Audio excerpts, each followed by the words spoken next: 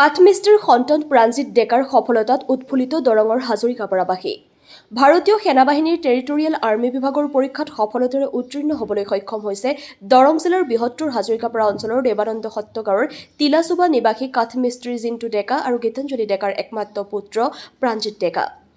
এটি অভাৱগ্ৰস্ত পৰিয়ালত ডাঙৰ দীঘল হৈ অধ্যয়নৰ সমান্তৰালকৈ কঠোৰ পৰিশ্ৰম কৰি মাত্ৰ 19 বছৰ বয়সতেই ভাৰতীয় সেনাবাহিনীৰ টেৰিটৰিয়েল আৰ্মী বিভাগৰ পৰীক্ষাত উত্তীৰ্ণ হৈ দেশমাতৃৰ সেৱা কৰাৰ সুযোগ লাভ কৰিবলৈ সক্ষম হোৱা প্ৰাণজিতৰ এই সফলতাত উৎফুল্লিত জন্মভূমি দেৱানন্দ হাজৰিকাপাৰা অঞ্চলৰ ৰাইজ।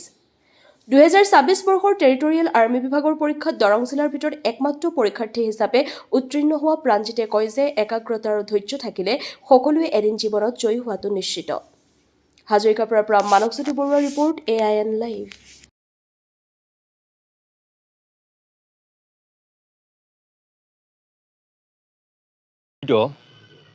ভাৰতীয় সেনাবাহিনীৰ টেৰিটৰিয়েল আৰ্মী বিভাগৰ পৰীক্ষাত সফলতাৰে উত্তীৰ্ণ হৈ দৰং জিলাৰ বৃহত্তৰ হাজৰিকাপাৰা অঞ্চললৈ গৌৰৱ কঢ়িয়াই আনিবলৈ সক্ষম হৈছে।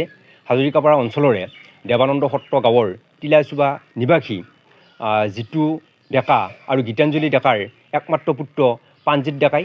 প্ৰাণজিৎ ডেকায়ে 2026 বৰ্ষৰ এই টেৰিটৰিয়েল আৰ্মী বিভাগত দৰং জিলাৰ ভিতৰত পৰীক্ষাত সফলতাৰে উত্তীৰ্ণ হোৱা একমাত্ৰ পৰীক্ষাৰ্থী আছিল। আৰু বৰ্তমান মই প্ৰাণজিৎ ডেকাৰ দেৱানন্দ সত্ৰৰ তিলাচুবাস্থিত বাসগৃহত আহি উপস্থিত হৈছোঁ আৰু মই প্ৰাণজিতৰ সৈতে কিছু কথা পাতিব বিচাৰিছোঁ।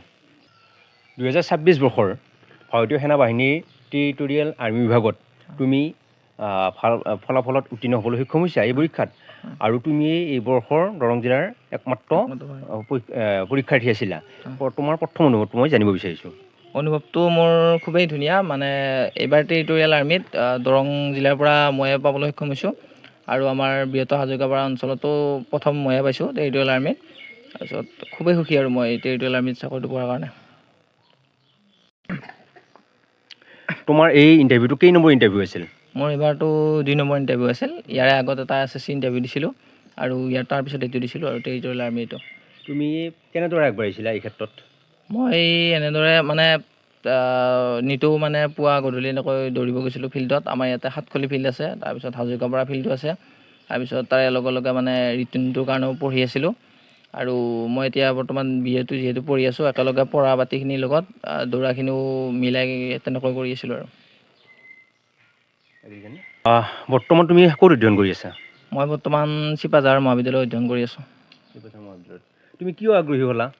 মানে আমাৰ ইয়াতে হাজৰিকাপাৰা অঞ্চলত মানে ডিফেন্সৰ মানে এটা বেলেগ ধৰণৰ পৰিৱেশ এটা আছে, আৰু সৰুৰ পৰা মই সেইবিলাক মানে দেখি মানে দাদাহঁতক দেখি বা বাইদেউহঁতক দেখি তেনেকুৱা মানে মোৰ আগ্ৰহটো মানে ডিফেন্সৰ প্ৰতি আহিছিল। আৰু তাৰপিছত মই ইণ্টাৰভিউ মাৰিছিলোঁ, আৰু তেনেকৈ 2 নম্বৰটো পাই গৈছোঁ। আৰু তুমি অধ্যয়নো কৰি আছা, হয়, আৰু তাৰ সমান্তৰালকৈ তুমি চাকৰিৰ কাৰণে ইণ্টাৰভিউ মাৰিছিলা। হয়। তুমি কেনেদৰে সময় উলিয়াইছিলা? মই মানে কলেজত মানে যোৱাৰ পিছত মানে ক্লাছ থাকে আমাৰ 1-2 বজালৈ কলেজত ক্লাছ থাকে। তাৰ পৰা আহি মই ভাটিবেলা দৌৰিব গৈছিলোঁ 4টামান বজাত। তাৰপিছত ৰাতিপুৱাও এনেকৈ দৌৰি আহি আকৌ কলেজত গৈছিলোঁ, তেনেকৈ কৰি আছিলোঁ। কোনো বিশেষ ব্যক্তিৰ এই ক্ষেত্ৰত তোমাৰ সহায় বা অৰিহণা তোমাৰ আছে নেকি? হয়, বিশেষ কেতিয়াবা জনাব বিচাৰিবা নেকি? হয়, আছে বাৰু। মা দেউতাটো আছে, আৰু লগত আমাৰ ভাইটিদা দীপজ্যোতি ডেকা বাৰু। আমি হয়, দীপজ্যোতি কলিতা, আমি ভাইটিদা বুলি জানো। তেওঁ মানে বিশেষ মানে তেওঁ বহুত সহায় কৰিছিল মানে চাকৰিটো পোৱাৰ ক্ষেত্ৰত এনেকুৱা। এনেদৰে আগবাঢ়িবলৈ হ'লে ভাৰতীয় সেনাবাহিনীতে হওক বা অৰ্ধসামৰিক বাহিনীতে হওক, আৰক্ষী বিভাগতে হওক, কি বিশেষ গুণৰ অধিকাৰী হ'ব লাগে? মানে সেনাবাহিনীত যোগদান কৰিবলৈ হ'লে শাৰীৰিক মানসিকভাৱেতো পূৰা ষ্ট্ৰং হ'ব লাগিব। মানে শাৰীৰিকভাৱেও নিতৌ মানে প্ৰেক্টিছ কৰিব লাগিব, শাৰীৰিক মানে শৰীৰটো ঠিকে ৰখাৰ কাৰণে, আৰু লগতে ৰিটেনটোৰ কাৰণেও পঢ়িব লাগিব। সেইকাৰণে শাৰীৰিক আৰু মানসিক দুয়োটা ভাৱতে মানে কষ্ট কৰিব লাগিব। তেনেকৈ তুমি এটা অৱস্থ পৰিয়ালত ডাঙৰ দীঘল হৈছা। তোমাৰ দেউতা এগৰাকী সাধাৰণ কাঠমিস্ত্ৰী কাম কৰে। যথেষ্ট অভাৱ প্ৰত্যাহ্বানৰ মাজেৰে তুমি আগবাঢ়িছা। তোমাৰ এনেকুৱা ক্ষেত্ৰত কেতিয়াবা সমস্যাৰ সৃষ্টি হৈছিল নেকি? হয়, সমস্যা মানে তেনেকৈ বাৰু সমস্যা মানে দেউতাহঁতে বহুত কষ্ট কৰিয়ে বাৰু আমাক পঢ়াইছে, বা দেউতাহঁতে বহুত কষ্ট কৰিয়ে যিহেতু আমাক ডাঙৰ দীঘল কৰিছে। তেনেকুৱাকৈ অভাৱ আমাক এনেকৈ হ'ব দিয়া নাই, কিন্তু হ'লেও কেতিয়াবা কিছুমান বস্তুত অলপ অভাৱ মানে তেনেকুৱা হয় বাৰু। কিন্তু হ'লেও সেইখিনি মানে মিলাই গৈছিলোঁ আৰু কিবা কৰি। নতুন প্ৰজন্মক কি ক'বা? নতুন প্ৰজন্ম এতিয়া মানে বৰ্তমানতো নতুন প্ৰজন্মখিনি মোবাইলতে ব্যস্ত বেছি। গধূলি হ'লেও মোবাইল বা ৰাতিপুৱা মোবাইল শুই উঠিয়ে, আৰু তেনেকুৱা নকৰি ৰাতিপুৱা দৌৰিবলৈ ওলাই যাওক বা ভাটিবেলাও যাওক। তেতিয়া নিজৰ শৰীৰটোও ঠিকে থাকিব, লগতে চাকৰিৰ কাৰণেও সুবিধা হ'ব। আৰু অকল যে ডিফেন্সৰ লাইনটোৱে নহয়, বেলেগ যাৰ যিটো সপোন আছে আৰু সেইটো লাইনত আগবাঢ়িলেই হ'ল।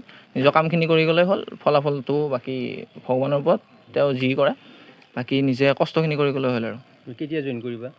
মই মে'ৰ 15 তাৰিখে শুক্ৰবাৰে অহা। ক'ত জইন হ'ব এইটো? প্ৰথম হ'ব আমাৰ কলিকতাত 1 মাহ হ'ব, আৰু তাৰপিছত বাকী উত্তৰাখণ্ডত হ'ব, বাকী আমাৰ 8 মাহ 9 মাহ ট্ৰেইনিং হ'ব আমাৰ পূৰা সেইখিনি। ভাৰতীয় সেনাৰ চাকৰি পাম বুলি তুমি কেতিয়াবা ভাবিছিলা নে সপোনত? ভাবিছিলোঁ মানে মই মানে ধৰ এতিয়া পঢ়িও আছিলোঁ আৰু লগতে যিহেতু দৌৰিও আছিলোঁ, থাকোঁতে মানে অকল যে ভাৰতীয় সেনাত বুলিয়ে নহয়, মানে অসম আৰক্ষীত বা অৰ্ধসামৰিক বাহিনীত বা সামৰিক যিকোনো এটা নহওক, এটাত মানে পালেই হ'ল আৰু তেনেকুৱাকৈ মানে কৰি আছিলোঁ থাকোঁতে, আৰু এইবাৰ এইটোত পাই গ'লোঁ আৰু টেৰিটৰিয়েল আৰ্মিত। ভৱিষ্যতে আৰু কিবা আশা আছে তোমাৰ? ভৱিষ্যতে আশা আছে বাৰু, ইয়াৰ পৰা অলপ মানে ওপৰৰ লেভেলত যাবলৈ। তাৰ মানে বিভাগীয় হিচাপত পৰীক্ষা পাতে, তাৰ হিচাপত গ'লেও বা এনেকৈ বেলেগ ইণ্টাৰভিউ মাৰি পালেও হৈ যাব।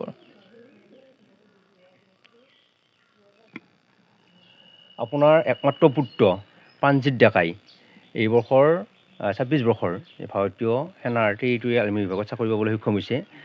এটি অভাৱগ্ৰস্ত পৰিয়াল, যথেষ্ট কষ্ট ত্যাগ কৰি সন্তানটো আপোনালোকে আগুৱাই নিছে। আপুনি পিতৃ হিচাপে আপোনাৰ পৰা অনুভৱটো মই জানিব বিচাৰিছোঁ। হয়, মই আচলতে বহুত গৌৰৱান্বিত এইটো কাৰণে, যিহেতু মই কাঠ মিস্ত্ৰী কাম কৰি বহুত কষ্টত মানে ডাঙৰ হোৱা ছোৱালী, আৰু সেইমতে মই বহুত কষ্ট কৰি অলপ পঢ়া শুনা কৰিলোঁ। গতিকে মোৰ যিখিনি অভাৱ মানে তেওঁলোকে দেখা পাইছে মানে পুত্ৰ হৈ, এইখিনি বস্তু তেওঁলোকে এই মানে দেখা পাই যিখিনি আগবাঢ়ি যাবলৈ সক্ষম হৈছে, সেইটো কাৰণে মই মানে যথেষ্ট সুখী। আৰু মই এই বিভাগত আৰু এটা কওঁ যে এইটো মানে চৰকাৰৰ ফালৰ পৰাও এটা কওঁ, মানে এই চৰকাৰখন অহাৰ পৰা আমাৰ এই যিখিনি আমাৰ দুখীয়া মানুহৰ মানে চাকৰি কৰাৰ সুবিধাটো, এইখিনি মানে বহুত এটা হেৰি হৈছে, ভাল হৈছে।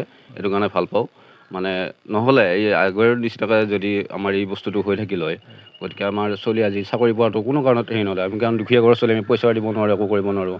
গতিকে এই বস্তুটো আমাৰ কোনো কাৰণত নহ'লে, গতিকে আজিকালি একদম ধুনীয়াকৈ হেৰিবিলাক হৈ গৈছে আমাৰ এইখন চৰকাৰৰ কাৰণে।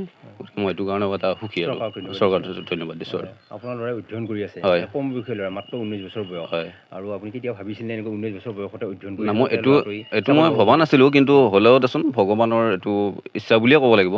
কাৰণ যিহেতু ময়ো দুখীয়া, একদম সৰুৰ পৰা দুখীয়াতে ডাঙৰ হোৱা ছোৱালী, যিহেতু এইখিনি ভগৱানে চকু মেলি চাইছে বুলি এটা মই ভাবোঁ আৰু। হয়, চৰকাৰৰো সদিচ্ছা আছে এইটো। প্ৰাণজিৎ ডেকাৰ এগৰাকী ঘৰৰ পৰিয়াল আমাৰ সৈতে উপস্থিত আছে, তেওঁৰ পৰা কিছু কথা জানিব বিচাৰিছোঁ।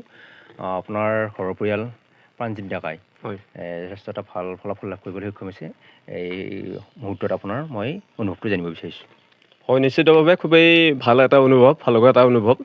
আমি সৰুৰে পৰা বহুত আশা কৰিছিলোঁ, আৰু সৰুৰে পৰা অতি মাৰ্জিত স্বভাৱৰ প্ৰাণজিতে পঢ়া শুনাটো নিজকে ব্যস্ত ৰাখিছিল। তাৰ মাজতে সাময়িকভাৱে তেখেতে খেলা ধূলাৰ লগতে শৰীৰ চৰ্চা আৰু এই মানে আৰ্মিৰ ইণ্টাৰভিউৰ কাৰণে হওক বা সামৰিক বাহিনীৰ ইণ্টাৰভিউৰ কাৰণে যথেষ্ট কষ্ট স্বীকাৰ কৰি আছিল।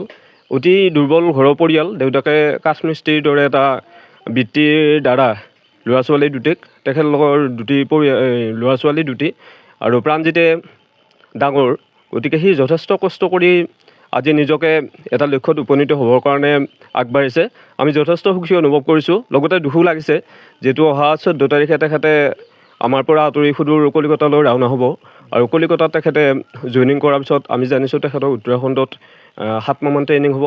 আমি পৰম কৰুণাময় ওচৰত প্ৰাৰ্থনা জনাইছোঁ, তেখেত সুস্বাস্থ্য অধিকাৰী হৈ তাতে থাকক, আৰু দেশ মাতৃ সেৱা কৰি আমাৰ এই অঞ্চলটোৰ লগতে ঘৰখনক অলপ উন্নতিৰ শিখৰলৈ লৈ যাওক, তাকে আমি আশা কৰিছোঁ। মোৰ সৈতে উপস্থিত আছে দীপজ্যোতি কলিতা। আপুনি এগৰাকী ৰাজ্যিক পৰ্যায়ৰ দৌৰবিদ, আৰু আপুনি বৰ্তমান এটা ব্যক্তিগত খণ্ডত আপুনি কাম কৰি আছে। তাৰ মাজতো আপুনি আমাৰ হাজৰিকাপাৰা অঞ্চলৰ যুৱক যুৱতীসকলক এই ক্ষেত্ৰত আগবঢ়াই নিয়াৰ ক্ষেত্ৰত যথেষ্ট অৰিহণা আছে, আৰু প্ৰাণজিতকো আপুনি যথেষ্টখিনি আগবঢ়াই নিছিল। এই ক্ষেত্ৰত আপোনাৰ এগৰাকী গুৰু বুলিয়ে মই কৈছোঁ, আপোনাৰ অনুভৱটো মই জানিব বিচাৰিছোঁ। খুব ভালে লাগিছে, প্ৰাণজিতলৈ বহুত শুভেচ্ছা থাকিল, ভাল হওক, ভগৱানে ভাল কৰক। তেওঁ আগবাঢ়ি যাওক, যাই ট্ৰেইনিং ধুনীয়াকৈ কৰি আহক, আমাৰ ভাল লাগিছে। আৰু ল'ৰা ছোৱালীখিনিক মই এইটোৱে কথা ক'ব বিচাৰিছোঁ যে তেওঁলোকো আগবাঢ়ি আহক, প্ৰাণজিতৰ দৰে আগবাঢ়ি আহক। এজন সৈনিক বা যোনে যি বিচাৰে ভাল মানুহ হওক, গাঁওখনলৈ সুনাম কঢ়িয়াই আনক, আমাৰ যাতে গাঁওখন উন্নত হয়, ভাল হয়। সেইকাৰণে আমি লগত আছোঁ, সদায় লগত থাকি সহযোগ কৰি দিম। চবে মনৰ ইচ্ছা উদ্যমেৰে জোচেৰে আৰু নিজৰ অনুযায়ী চব লাগি কাম কৰি আগবাঢ়ি যাওক, সেইটোৱে মোৰ ক'বলগীয়া। আৰু নিজৰ জোচ থাকিলে, নিজৰ থাকিলে সদায় আগবাঢ়ি যাব। চেষ্টা অব্যাহত ৰাখিলে মানুহ সদায় সফল সন্মুখীন হ'ব। সেইকাৰণে আমি লগত থাকি যিমান আগবাঢ়ি পথ নিৰ্দেশক হিচাপে সদায় আগবাঢ়ি যাম।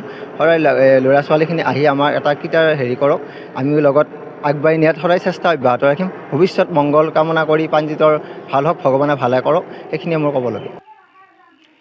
এনেদৰে প্ৰাণজিত ডেকাই অধ্যয়নৰ সমান্তৰালকৈও কঠোৰ পৰিশ্ৰম কৰি ন্যায়পাৰা প্ৰচেষ্টাৰ বলত জীৱনৰ দ্বিতীয়টো ইণ্টাৰভিউতে তেওঁ জয়ী হৈ ভাৰতীয় সেনাবাহিনীৰ টেৰিটৰিয়েল আৰ্মি বিভাগৰ পৰীক্ষাত সফলতাৰে উত্তীৰ্ণ হৈ আৰু মাত্ৰ 4 দিন পিছত তেওঁ ভাৰতীয় সেনাত যোগদান কৰি দেশ মাতৃৰ সেৱাৰ কাৰণে তেওঁ আগবাঢ়িছে। আৰু আমাৰ বৃহত্তৰ হাজৰিকাপাৰা এই দেৱানন্দ অঞ্চললৈ তেওঁ গৌৰৱ কঢ়িয়াই আনিবলৈ সক্ষম হৈছে।